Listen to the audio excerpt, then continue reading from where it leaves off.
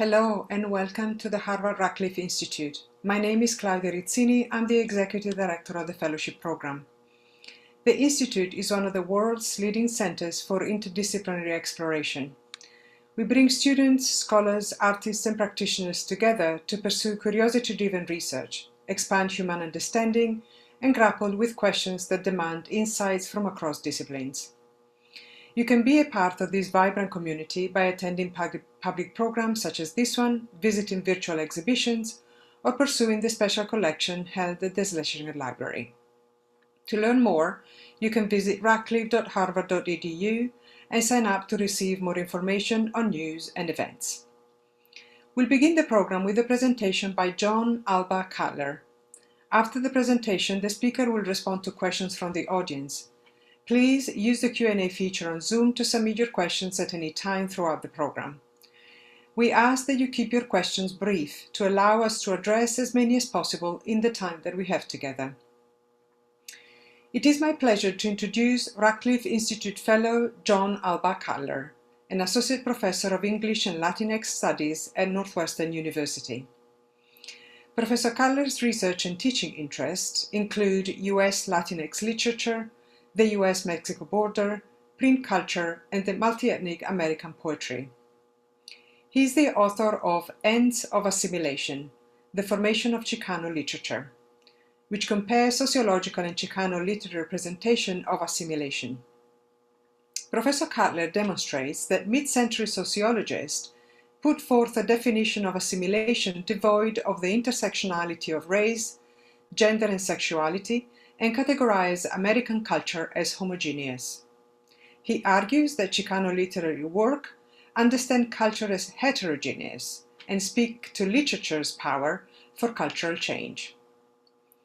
In addition to his book, Professor Cutler's written work has appeared in the American Literary History, American Literature, Aslan, a Journal of Chicano Studies, the Los Angeles Review of Books, and Melas.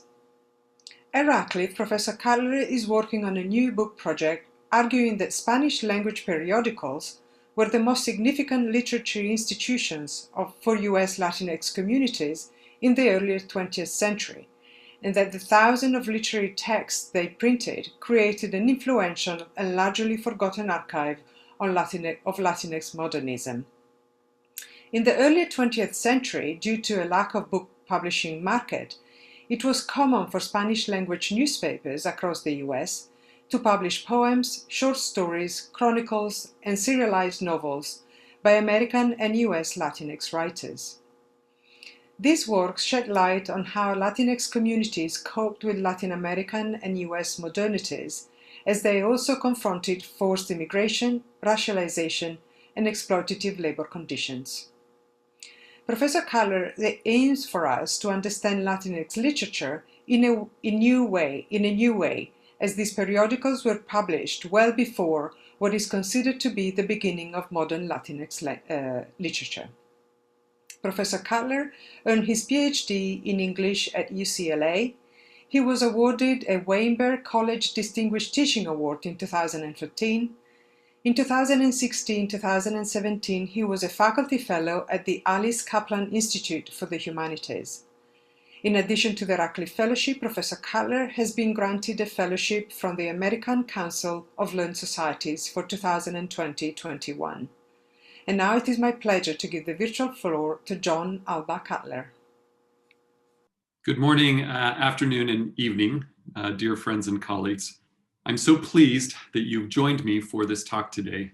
And I want to quickly wish a happy birthday to my brother Tom on the off chance he's part of the audience. I want to begin by expressing my thanks to Claudia, to Rebecca Haley, Sharon Bromberg-Lynn, Nora Dundon, and all of the other staff at the Radcliffe Institute for their hard work and professionalism during this extraordinary and difficult year. I also want to thank the other fellows at the Radcliffe Institute for your generosity and brilliance. I've learned much from you already this year, and I've been inspired and also intimidated by your examples of curiosity, intellectual rigor, and moral and political leadership. I anxiously anticipate the day when we'll be able to break bread together in person and continue the community building work we've begun this year. Today, as Claudia said in her kind introduction, I'll be speaking about my current research, a book in progress titled Latinx Modernism and the Spirit of Latinoamericanismo. Please excuse me if you catch me glancing to the side during the talk. I have my slides on another monitor over here as I try to navigate this strange Zoom reality that we're all living. My goal today is to introduce you to the literary archive that my research investigates, which comprises texts you have likely never encountered before, all of them published originally in Spanish. The challenge will be to convince you that these texts you've never heard of, written in a language I expect only some of you read, might have something important to tell us about what it means to be modern. To do that, after some prefatory remarks describing the archive and providing some examples of the kinds of literature I've become interested in, I'll elaborate one example at greater length, a short story published in 1929 in the Puerto Rican weekly newspaper Gráfico. The story is titled Plátanos, and its author is Rita Arteaga, about whom I've been able to discover very little. Nevertheless, the story challenges conventional understandings of US and Latin American modernity. But first, the archive. And by archive, I don't mean a concrete place in which historical materials are preserved, like the Harvard University archives or the Beinecke or the Huntington. Instead, I mean the word in the sense of an entire collection of texts held together by a common thread. For the past 5 years, my archive has consisted of Spanish language newspapers published in the United States in the late 19th and early 20th century. As Claudia mentioned in her introduction, before the 1960s, there was not a robust book publishing market in Spanish in the United States, nor were there university departments or curricula dedicated to Latinx literature. What there were, however, were newspapers, a lot of them. The size of the archive is, in fact, staggering. And I'm building on the important work done by scholars associated with the Recovering the U.S. Hispanic Literary Heritage Project, of which I'm a board member. Two of the recovery scholars, Nicolás Canelos and Helvetia Martel, have documented the existence of over 1,000 Spanish language newspapers in the United States between 1898 and 1945, the years I take as convenient, if fungible, bookends for my work.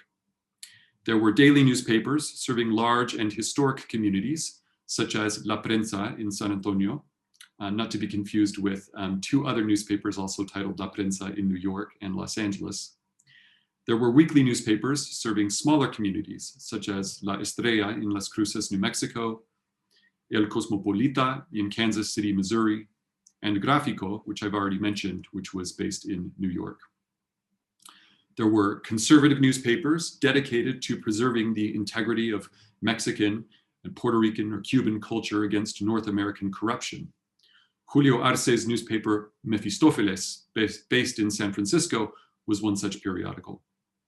And there were working class and anarchist and socialist newspapers, like Pueblos Hispanos, edited by the Puerto Rican nationalists Juan Antonio Correter and Clemente Soto Vélez in New York in the 1940s. Virtually all of these newspapers included literature as part of their regular publishing agendas, as most English language newspapers also used to do. So let's consider some numbers for a moment, using La Prensa, which I mentioned earlier, as an example. Founded by the Mexican immigrant businessman Ignacio Lozano in 1913, La Prensa often included poems in its daily issues, set right among the news, editorials, and advertisements. And beginning in 1917, the newspaper also published a weekly suplemento dominical, or Sunday supplement, that printed poetry, short stories, chronicles, which are a Latin American literary genre, and serialized novels. If we conservatively estimate just 5 literary texts per week appearing in La Prensa over the course of its 40-year publication run, the archive of this single newspaper numbers more than 10,000 literary texts. Even a smaller weekly newspaper like New York's Gráfico, which only ran from 1927 to 1931, published hundreds of literary texts. 579 literary texts, in fact, though that number is slightly unreliable since what counts as literary is sometimes a matter of judgment, and since I haven't been able to locate several issues of the newspaper. This is incidentally a problem with many of the newspapers. They exist now only in fragmented, incomplete form. Many of them are digitized and collected in the EBSCO databases created by the Recovery Project, but many of them are not. Nevertheless, one thing that should be immediately apparent is that no single work of literary criticism could possibly hope to do anything but scratch the surface of such an immense archive.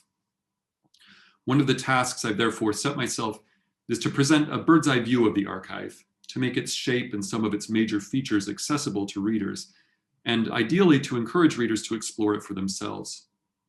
In that spirit, for the past few years, I've been creating a relational database of writers and literary texts from the archive that I plan to make publicly available online.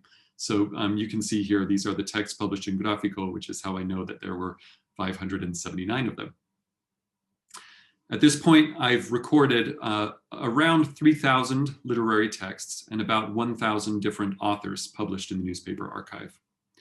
And here I want to just shout out and thank my excellent Radcliffe research partners, Amy Chalan and Haley Lifrieri. These are Harvard undergraduates who have been contributing to the database and helping me with various research projects this year. They've been brilliant and creative. The relational database, as I envision it, will not only serve a bibliographic function, but will also allow me and others to interrogate the archive in other ways. For example, by creating maps, graphs, or network visualizations that can illuminate large features of the archive or trends over time.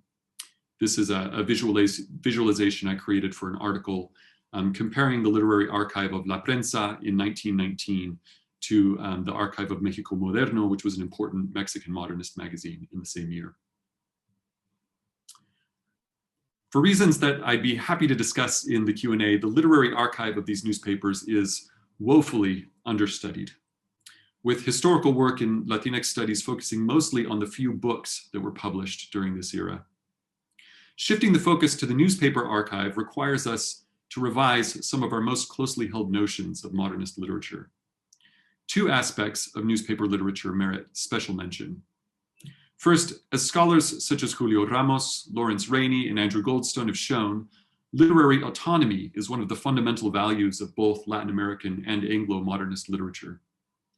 During the modernist era, writers, editors, and reviewers consolidated the idea of literature as a special type of discourse, something set apart from news, politics, history, and science. But because newspapers are heterogeneous spaces where all kinds of texts rub shoulders with each other, newspaper literature has a different relationship to the value of autonomy than literature published in a book or a literary magazine. Latinx modernism is thus more fully embedded and networked than canonical modernist literatures. This leads to a second point, which is that the majority of the literature found in the newspaper archive is not original. It consists of reprinted literature from Latin America and Europe. In fact, the Latin American movement of modernismo featured prominently in US Spanish language newspapers. Now, modernismo and Anglo-modernism are quite different, both in terms of aesthetics and in terms of historical periodization. Whereas Anglo-modernism, the modernism of Fitzgerald and Hemingway and Stein and Pound, which reached its height around 1930, and prized experimentation in the form of aesthetic deformation, fragmentation, and multivocality, and the like. Modernismo peaked around 1900, a full generation earlier, and it followed the lead of French Parnassianism and symbolism, seeking a poetic language of pure, refined musicality. But what both movements have in common is something left over from Romanticism, arguably, the valorization of genius, of original individual creativity. This value is so deeply inscribed in literary studies that it's difficult to know how to approach the appearance of reprinted literature. Should it even count as part of the archive of Latinx modernism? In response to this question, I'm influenced by the work of Meredith McGill, who coins the term the culture of reprinting to describe the many works of British writers reprinted in US periodicals in the mid-19th century. Reprinting, McGill claims, can tell us important things about the values that communities put on certain kinds of literary expression. To reprint a poem is also, in some ways, to make it anew, inviting an original act of reading by putting it in a new context. Let me offer a brief example. In my research, I've tracked the appearance of over 200 poems by Rubén Darío in the Latinx newspaper archive. Darío is the foremost figure of Modernismo, and he's important to me because he's from Nicaragua and therefore doesn't neatly align with any of the nationalist configurations of Latinx studies, Mexican, Puerto Rican, or Cuban. In other words, every time a Darío poem appears in a US Spanish language newspaper, I claim it as an act of transnational identification, a claim to the spirit of Latinoamericanismo, Latinoamericanism, or hemispheric solidarity. Often, this has the effect of influencing the potential range of meanings we might read into the poem. Sometimes newspapers even modified the poems that they reprinted, opening up further interpretations. One important Darío poem, Sonatina, was reprinted in no less than 4 different US Spanish language newspapers. But one reprinting stands out. This was in 1926 in the Edinburgh Texas weekly newspaper El Defensor, under the title Sonatina a la Desconocida. The modified title is transformative.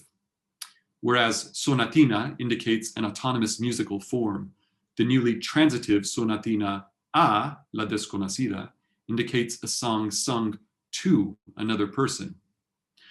The term desconocida, which is either a typographical error or a colloquial rendering of desconocida, is provocatively ambiguous. Desconocida could indicate someone who's unknown, anonymous, or a stranger because she is foreign or exotic. If I had more time, I would elaborate on my reading of the modified poem, which, appearing as it does on the newspaper's Página del Hogar, a page dedicated to women's issues, transforms into a poem about the doubly marginal experience of migrant women. The greater point I want to make is that we can't conceive of something like Latinx modernism without seeing the way that newspapers embedded themselves in transnational networks of literary circulation. When newspapers published new works by Latinx writers, those texts emerged as waves in a larger literary ocean, one dominated by Modernismo. Now that I've mentioned both Modernismo and Latinx modernism, I think it'll be helpful to give some working definitions before proceeding further. The easiest way for me to understand modernism is literally as the aesthetic expression of a particular experience of modernity. But that seems like begging the question a little bit: what is modernity? And that's a big one, a question that has filled volumes of scholarship. I'm going to follow philosopher Peter Osborne's lead in seeing modernity as referring both to a quality of social experience, that feeling of being modern, and a kind of historical periodization. It's paramount, I argue, to recognize that modernity is essentially a relational term. We are only modern in comparison to some imagined other who remains primitive. It's also important to recognize that claims to modernity are therefore claims to power. With that in mind, I intend the term Latinx modernism to describe literature that claims modernity for people caught up in systems of neglect, exploitation, and marginalization. Although the literature found in the newspaper archive is impressively diverse, this is to me its overwhelming character. However, I also believe that the literature's own claims to modernity need to be scrutinized, that they are not without their contradictions and limitations. To see this, I'm going to turn my attention now to the word Latinx. What is Latinidad? What does it have to do with modernity, ours or anyone else's?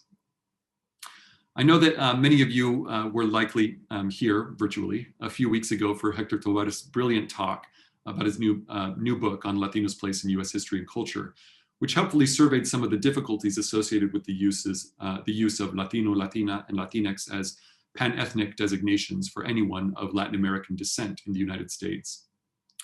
Without rehashing those issues entirely, let me just observe how strange it is to describe someone as being of Latin American descent, given that Latin America is not a race, but rather a collection of 33 different nations, each with independent, though overlapping histories and complex internal racial hierarchies. If Latin doesn't refer to a race, at least not originally, then what does it refer to? Historically speaking, it's only been possible to be Latino since the 19th century, when the idea of Latin America, as Walter Mignolo calls it, came into existence. For Mignolo, the idea of Latin America arose during the decline of the Spanish Empire as a way for Creole and Mestizo elites to maintain power in the new nations that sprang up in the Western Hemisphere, as well as to confront the threat of intervention from Britain, France, and the new North American power. In this account, the Latinity, the Latinness of Latin America, is itself a claim to modernity. So let's look at the power relations involved in two claims to modernity. The first is the Anglo-American claim to modernity in the 19th century. It might go something like this. Modernity is the unfolding of industrial capitalism and the flourishing of the democratic nation state. It has only recently been achieved in the United States and or Britain and or France. And from here, it will spread to the rest of the globe, including the benighted nations of Latin America. This is, in fact, a rough summary of the kinds of arguments that US politicians advanced to justify war against Mexico in 1846, the denial of New Mexican statehood until 1912, the Spanish-American War of 1898, the Platt Amendment that limited Cuban self-determination, the deferral of Puerto Rican sovereignty, and interventions in Nicaragua, Honduras, Costa Rica, Guatemala, and Haiti in the first half of the 20th century. The second is the Latin American claim to modernity, and it might go something like this. Latin America is already modern. It has been modern since the 16th century. In fact, when the heirs of the ancient European empires, the latter-day Latins, brought civilization to the New World. Moreover, as portrayed in the work of such poets and thinkers as José Martí, Darío, and José Enrique Rodó, Latin American modernity is more authentic than US modernity, more refined and attuned to beauty and the sublime. Latin America, in short, possesses a spiritual life that the United States has lost. And so Latin America should be cautious in its encounters with the Colossus of the North. Latinx modernism emerges at the collision of these two modernities. The Latin American modernity that provides the intellectual and aesthetic context for Spanish language writing, and the US modernity that provides the material context for Latinx experience. My work recovers and examines a series of literary texts that foreground the encounter between Latin American and US modernities. These include a short story titled Los Hijos de la Colorada, published in 1918 in the Kansas City newspaper El Cosmopolita under the name Cosme Damian. The story is about a group of Mexican migrant railroad workers who adopt a stray dog, and what happens when the dog's puppies steal the personal effects from a pair of white tramps who stay with the migrant workers one night. Another text is the 1926 serialized novel La ciudad de irás y no volverás, or The City of You Go and Don't Come Back, which was published in La Prensa by the Mexican-American journalist and playwright Gabriel Navarro. The novel is about a young Mexican woman who decides to go to Hollywood to become a movie star, only for the movie industry to chew her up and spit her back out. And then there are the poems that the Puerto Rican poet Julia de Burgos published in Pueblos Hispanos in the 1940s, which are wonderful and challenging on multiple levels. I wish I had time to talk about each of these texts with you today and so many others that I've read in the past few years. But with the time I have remaining, I'll instead focus on another text, Rita Arteaga's Plátanos, as exemplifying Latinx modernism. This is a short story, and the plot of the story is simple. The narrator is out doing some Christmas shopping, and as she's about to return home, she encounters a man selling bananas from a street stand. He's a Greek immigrant who speaks little English and no Spanish, and she regards the figure he cuts with some interest, finally deciding to purchase some of his fruit. Just as he is bagging the fruit for her, a coal truck careens around the corner, out of control, and destroys the stand, scattering the fruit everywhere. The story ends with the narrator leaving the bereft fruit vendor behind reluctantly to return home. I haven't been able to discover much about Arteaga herself. According to New York public directories in the 1920s, she was a school teacher, and she appears to have been single, which I mention only because the narrator's desire and consciousness of herself as a possible object of desire are important to the story. Arteaga published several poems and short stories in other Spanish language newspapers in New York, La Prensa and Novedades, highlighting some of the same themes as Plátanos. Plátanos is unique, however, in the way that it links up so energetically with hemispheric literary and social concerns. And I want to focus on three aspects of the story. First, the commodity that lends the story its title and central focus. Second, the Greek immigrant fruit vendor who cuts a figure of indeterminate racialization.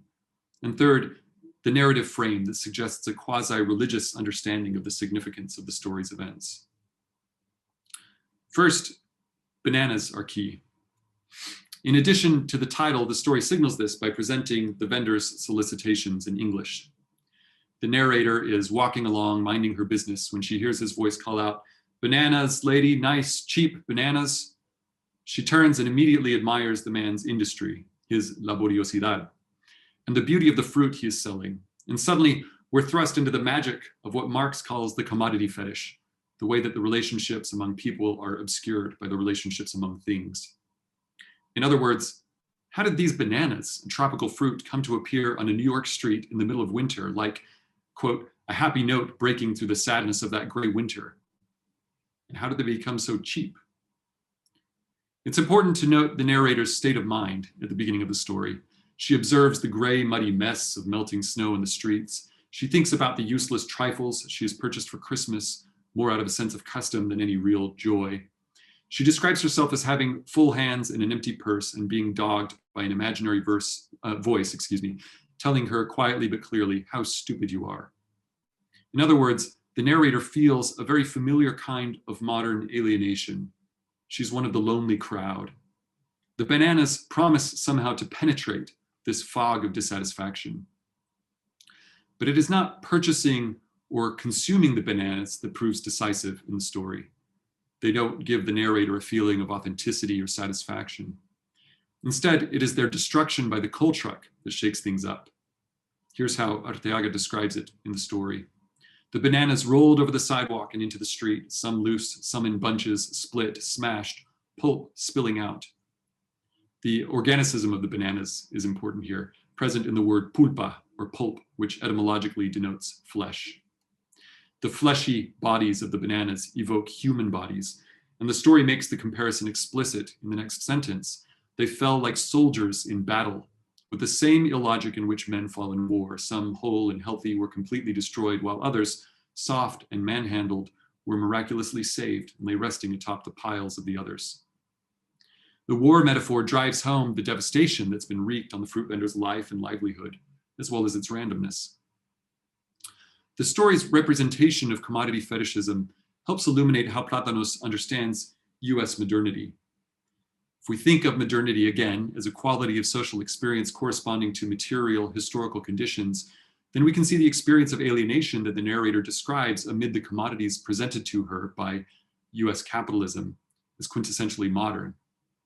There's a critique, in other words, of the modernity that the narrator experiences, and it's a familiar critique. The narrator's ennui isn't so different from, say, Jake Barnes in Hemingway's The Sun Also Rises, or Daisy Buchanan or Jay Gatsby in The Great Gatsby. And actually, Gatsby is an excellent parallel since it also culminates in a scene of vehicular destruction when Daisy runs down poor Myrtle in Gatsby's car. But there's something more going on in the bananas of Arteaga's story. I mentioned earlier that one important aspect of reading newspaper literature is that the literature is never entirely autonomous, never divorced from its status as a text among many other texts. There are a lot of things going on in Gráfico that might influence how we interpret Plátanos, but I want to point at just one, the editorial that appeared in the same issue, titled Los Remedios del Imperialismo, or The Remedies of Imperialism. In this essay, the editors of Gráfico criticize the continued presence of US Marines in Nicaragua, where the United States had overseen elections in 1928 that led to the presidency of liberal José María Moncada and the second guerrilla rebellion of Ernesto Sandino. The editorial also warns government leaders in Haiti not to submit to the coercion of a US brokered peace deal to civil unrest there by allowing the Marines to guarantee the elections the same way. It wryly concludes that the so-called remedies of imperialism are as ugly as the imperialist wrongs to which they're applied. Readers of Gráfico and virtually any Spanish language newspaper in New York or anywhere else would not have needed reminding of why US Marines were in Nicaragua in the first place. They were sent there by the Taft administration in 1912 to intervene in civil conflict that threatened US business interests in particular the interests of the United Fruit Company. The image of the wasted bananas as soldiers fallen in war recalls this ongoing conflict, which was not limited to Nicaragua, but also affected Honduras, Costa Rica, Guatemala, and Panama. Plátanos thus channels Gráfico's critique of US intervention in Central America. This is different, in other words, from Gatsby's alienation. In Gatsby, after all, there's little interest in the global networks of production necessary to bring luxury goods to New York. In Plátanos, by contrast, the wasted bananas represent the violent interruption of a moment of exchange that was already premised on violence in Central America. There's another layer to this history, however, that Plátanos approaches without ever quite arriving at. And that's the history of racialized labor that made the mass production of bananas possible in the early 20th century. Early in the story, when the narrator first encounters the fruit vendor, here is how she describes him.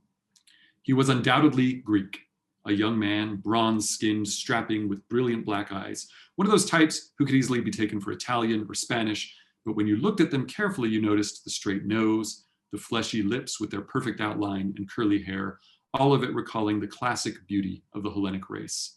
What an ironic fate, the Belvedere Apollo hawking bananas in New York. The comparison to the Belvedere Apollo is comic, but it also calls to mind the modernista obsession with classical art, culture, and myth. Dario, whom we've already spent some time with today, returned to Apollo repeatedly in his poetry as a symbol of aesthetic purity. This is most evident in his sonnet, Pegaso, here in the English translation by Lysander Kemp, in which the poet imagines himself in the place of Apollo, his journey across the sky a metaphor for the poet's quest to fill the world with truth and beauty. So we have an invocation then of a very Latin Americanist sentiment. Arteaga's fruit vendor, however, recalls Dario's Apollo only ironically, and in terms that are complexly racialized. In the passage from undoubtedly Greek to Italian or Spanish, inflected with the narrator's attention to the man's supposedly revealing physical appearance, the vendor becomes a figure for indeterminate racialization, as in, what kind of person is this? And a racialization that would have had special resonance in the late 1920s in the wake of the nativist hysteria leading to the Johnson-Reed Act of 1924, which restricted immigration from the so-called undesirable countries of Southern and Eastern Europe, including Greece. Indeed, a single word in the original Spanish indexes a startling projection of Puerto Rican racial anxiety onto the Greek fruit vendor.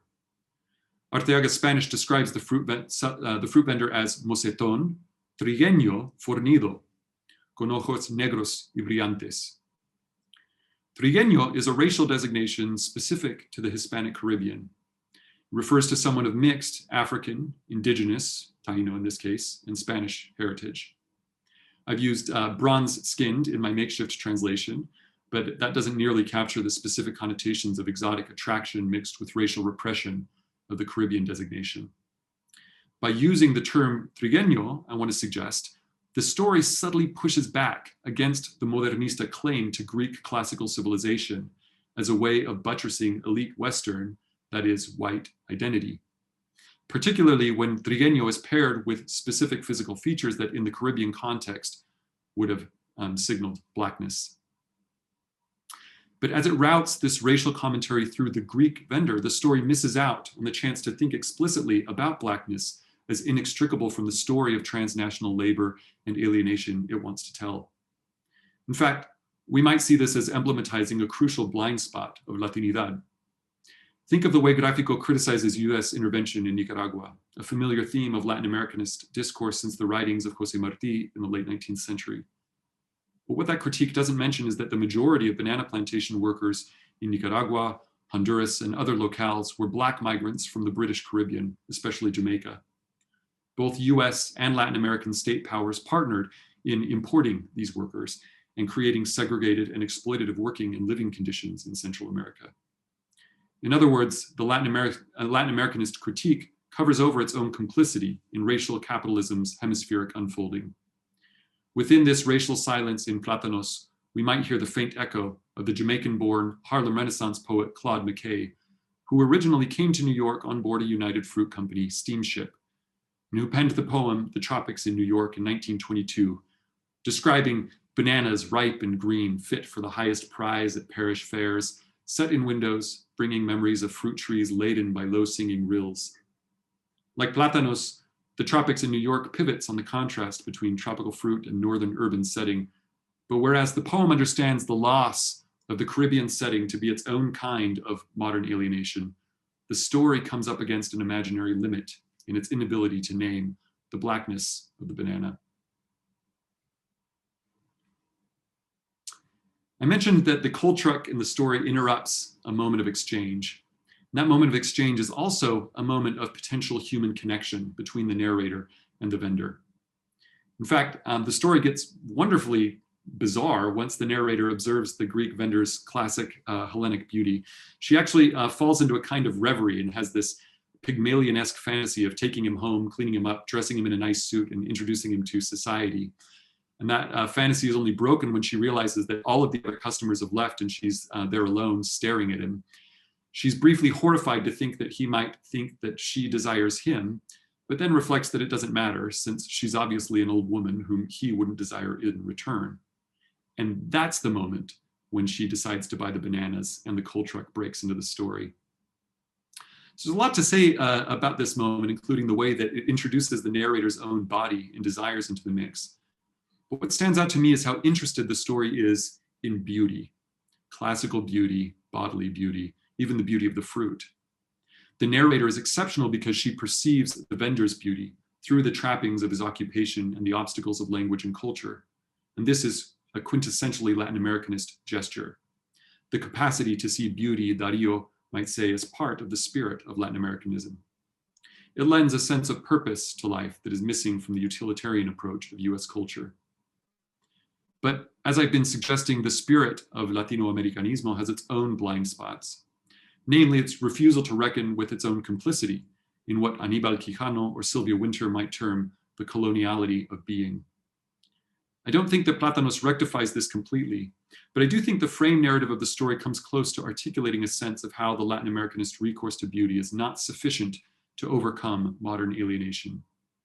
In the end, the narrator cannot cross the gulf that separates her from the vendor. This is rendered in explicitly spiritual or religious terms.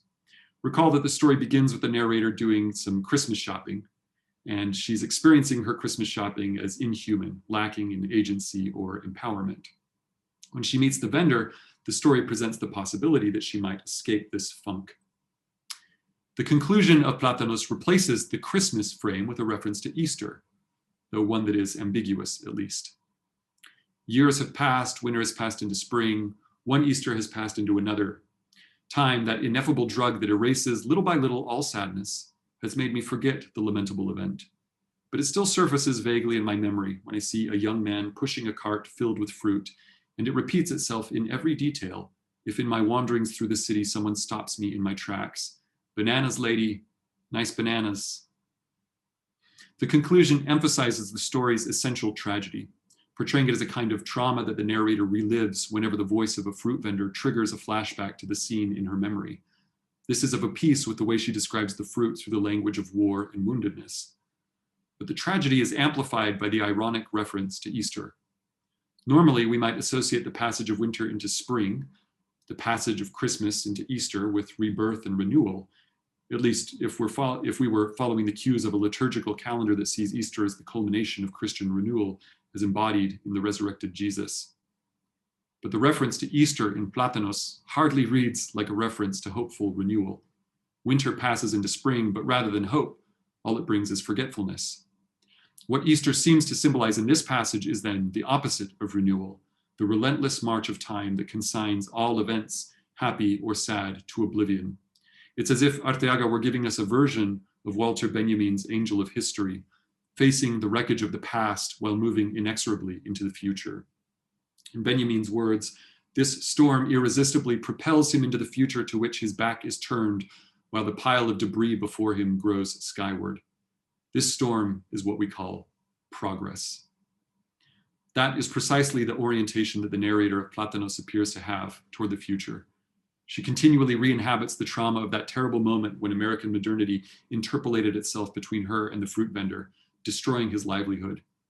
She cannot turn her eyes away from the literal pile of debris comprising the wasted fruit and the splintered cart. This strange temporal orientation emerges as if through a loose seam in the fabric of the story, and could be said to constitute the spirit of Latinx modernism.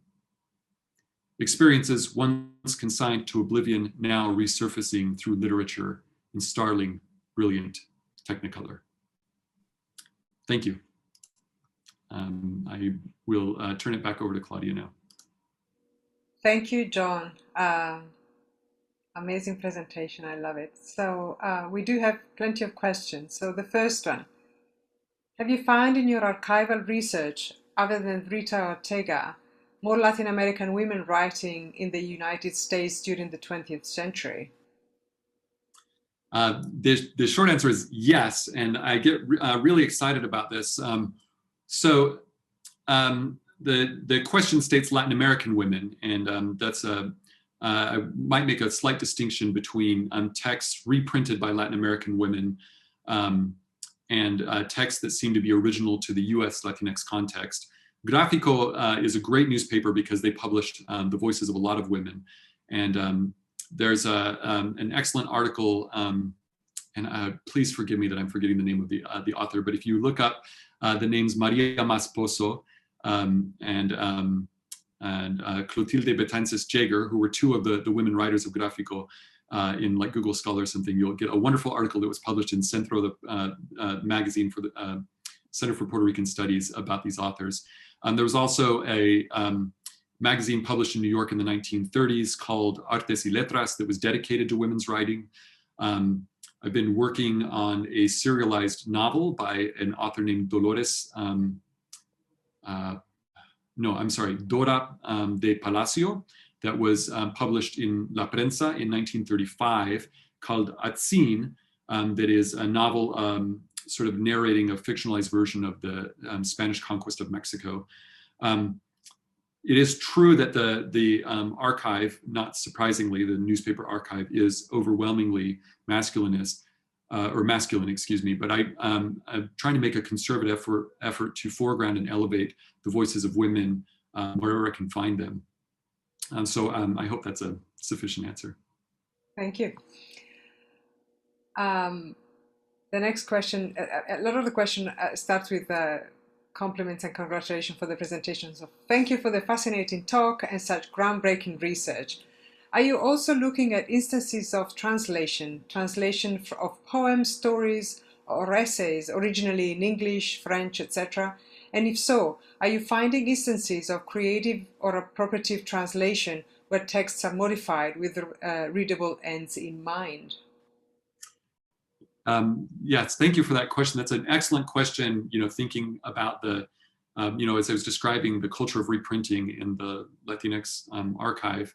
The short answer is yes. So, the arc of my book is that I begin with a chapter sort of situating the archive as I did in my talk today, and then with a chapter on reprinting followed by a chapter on translation. Because translation is so important to thinking about this culture of reprinting. I've found many fascinating translations, as the writer of that question indicated, translations from French, German, Russian. Many figures that you would not be surprised were really popular in these newspapers: Victor Hugo, Leo Tolstoy, but some sort of surprises too. So the French modernist poet Francis Jammes was extremely popular, and one of the sort of fun little nuggets of, or I don't know how to describe it. One of the fun things that I found is a translation of a Francis Jammes poem that was published in Brownsville in 1936 by Americo Paredes. Those of you in the audience who are familiar with Mexican American literature know Americo Paredes is the author of With His Pistol in His Hand, and also George Washington Gomez. But he began by publishing poetry in Brownsville in the 1930s, and including some translations. I'm particularly interested in a couple of, I like that term, appropriative translations of poems by Rabindranath Tagore, the Indian poet and writer who circulated in sort of global modernist networks in the 19-teens, 1920s. And I found several instances of wonderful Tagore translations that I'd love to talk about. Just reach out to me and we can exchange emails or chat sometime. Excellent presentations. Have you had a chance to read Latinx Reading Los Angeles, nonfiction dispatches from a decolonial rebellion? I have not, and this is where the webinar format unfortunately comes up short, because I feel like there's something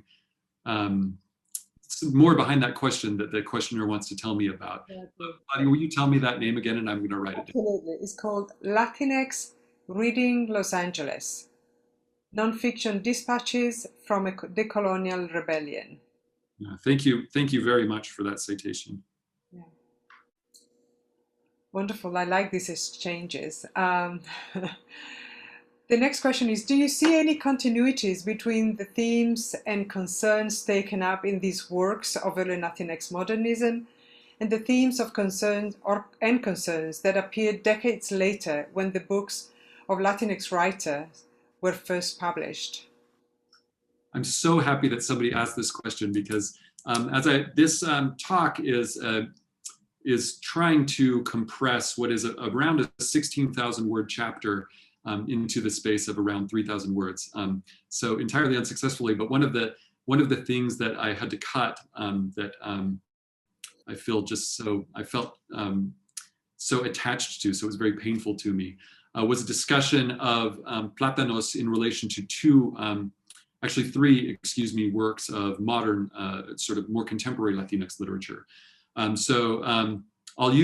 just use the example of Plátanos, but I'll say that in fact in every chapter I'm trying to make an argument for a kind of transtemporal Latinidad, for the way that Latinidad gets instantiated in the early 20th century and then becomes visible, kind of resurfaces continually over the course of the 20th and 21st century. But the examples with Plátanos are sort of plain. So I was talking about the commodity fetishism, which I trace into Elena Maria Viramontes's novel there, Under the Feet of Jesus, where the protagonist of that story recalls going to a ranch store. She's a Mexican farm worker in the 1990s. She recalls going to a ranch store and seeing this pile of bell peppers, a pyramid arranged, and they're kind of gleaming and beautiful. So really similar to the way the bananas are presented so aesthetically pleasingly in Plátanos. And then a more direct connection you can make through the banana as a commodity, first to Americo Paredes's George Washington Gomez, which has a scene where the protagonist is having this kind of fantasy in the banana grove behind his parents' house. And then to Junot Diaz's novel, The Brief Wondrous Life of Oscar Wilde. Near the end of that novel, those of you who are familiar with it will remember that Oscar's taken by his girlfriend's ex-boyfriend's henchman into a sugarcane field and beaten within an inch of his life. And he's saved by a taxi driver who enlists the help of two Haitian braceros, is how they're described in the novel. And as they're dragging him out of the field, Oscar is famously this very large, overweight character. And the braceros start joking with each other and they say, mucho plátanos, mucho plátanos. And so I have actually quite a bit to say about the way that Arteaga's story, Plátanos, seems to be repressing the history of racialized labor around bananas, and the way that that history emerges in Oscar Wilde more fully, but only at the expense of primitivizing the Haitian braceros. So that's a very long answer to a simple question, which I could have just said yes, but I'm very excited about the connections that I'm making. Yeah, so we will feed this excitement with the next question, which is again about Plátanos. I wonder if you could comment on the symbolism of the coal track in Plátanos, given that coal is its own potent index of modernism via the Industrial Revolution.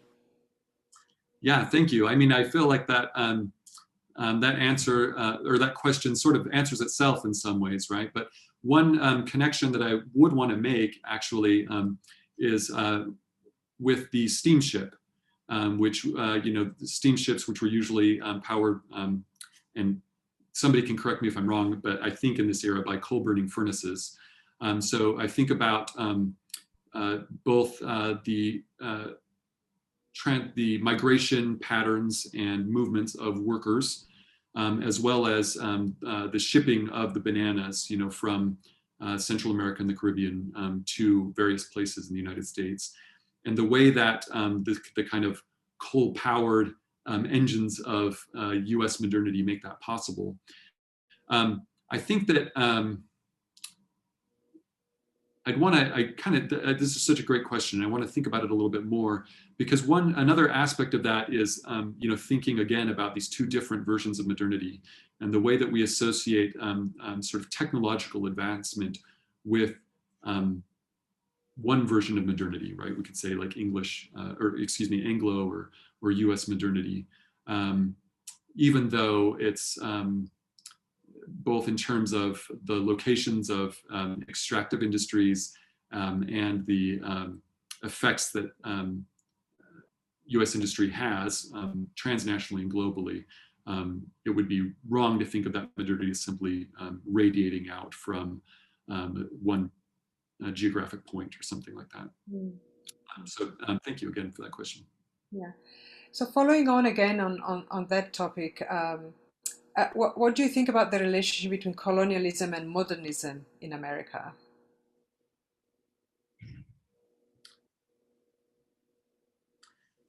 So that's a big question. And I think the way that I would answer it is to say that one thing that becomes sort of clear from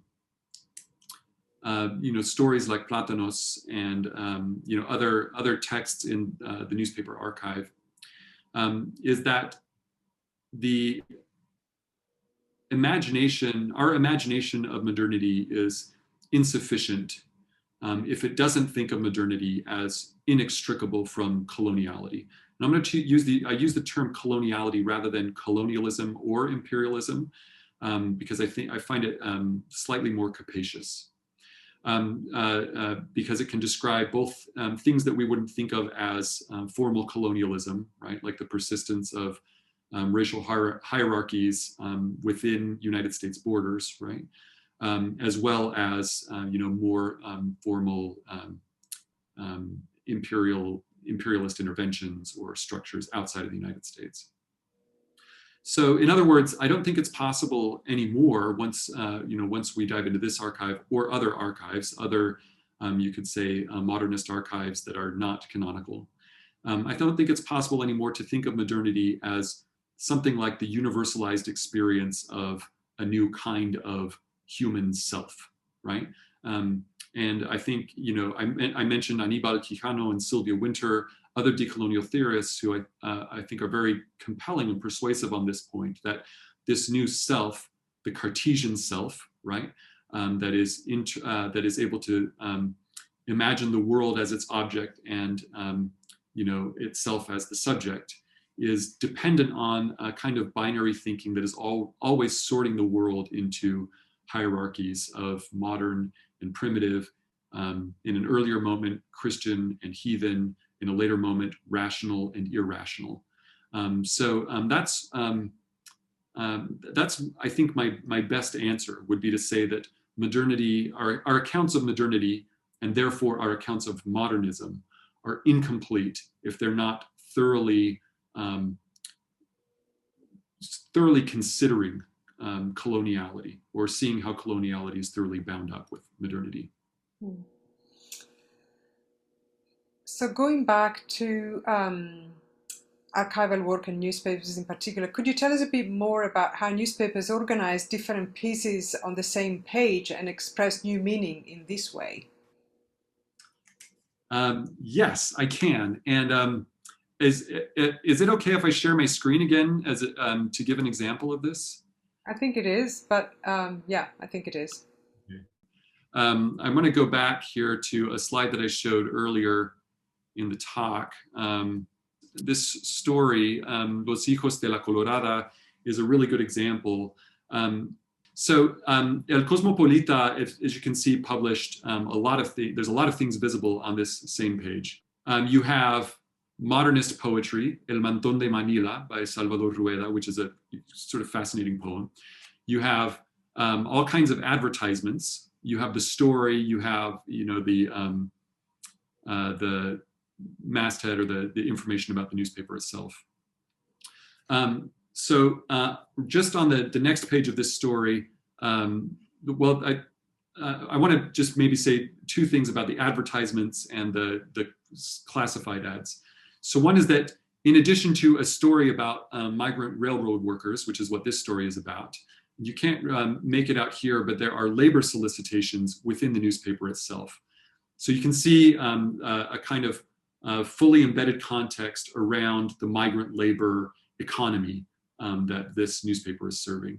But then you also see some other things, I think, in the advertisements. You see the kind of aspiration to upward mobility, and in various ways in the things that are advertised, like these nice pipes and the gramophone. And on the next page of the newspaper, I mistakenly thought it was on this page, but on the next page of the newspaper, there's an advertisement for a product called Crema para Blanquear, which is a cream that promises to lighten the individual's skin, and was a really common effect. That same advertisement ran in a bunch of newspapers, in the Spanish language newspapers in the 19-teens. So you see, these really kind of conflictive accounts of the racialization of migrant workers. I would say that this story, Los Hijos de la Colorada, is much more in sympathy with the way we think of working class racialized literature today. But it's surrounded by these sort of aspirational, upwardly mobile, I would say kind of white aspiring advertisements. And I think that really, that affects the way that we read the story. So that's just one example. That's great. Okay, this is all we have time today. So thank you, John, for your great presentation and novel perspectives. I also want to thank our audience for the terrific questions. I hope you'll be able to join us for other Radcliffe virtual programs. You can find out about future programs and watch videos of past events at radcliffe.harvard.edu. Thank you again for joining us today, and have a good rest of the day. Bye-bye.